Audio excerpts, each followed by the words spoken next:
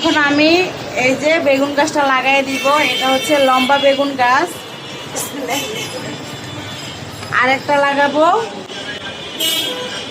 দুইটা বেগুন গাছ একসাথে লাগাবো। এটা হচ্ছে গোল বেগুন, মানে তাল বেগুনের গাছ। এই যে দেখো, এটা এই যে এটা হচ্ছে তাল বেগুন। দুইটা বেগুন গাছ একসাথে লাগাই দিব। এখন মাটিগুলো সব দিয়ে দিব। এই যে আমি মাটি উঠে রাখছিলাম, সেই মাটিগুলো সব দিয়ে দিব।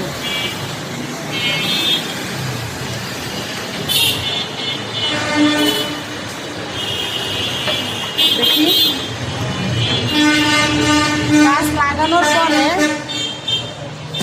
গাছ লাগানোর পরে এই যে সাইডের যে পাতাগুলো আছে, এই পাতাগুলো কেটে দিতে হবে।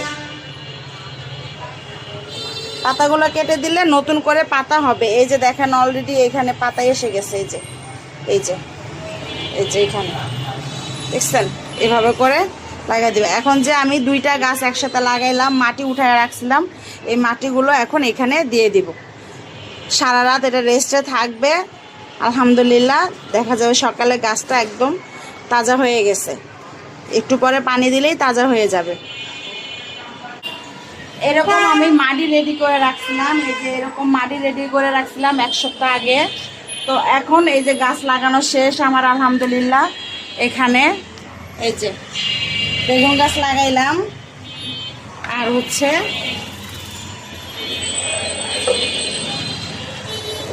এটা হচ্ছে লাউ গাছ লাগাইলাম।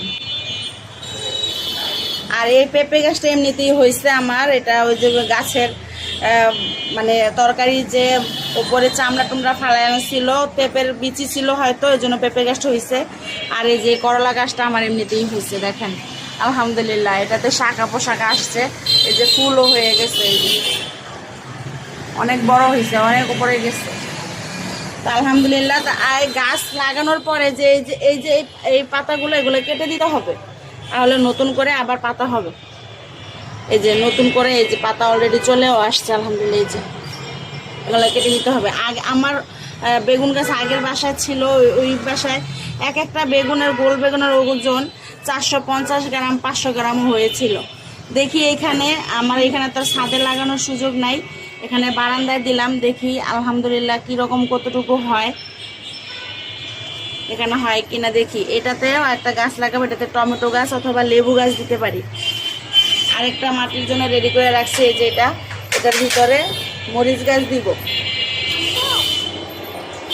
তো সবাই ভিডিওটি দেখলে যদি ভালো লাগে তাহলে শেয়ার করে দিবেন।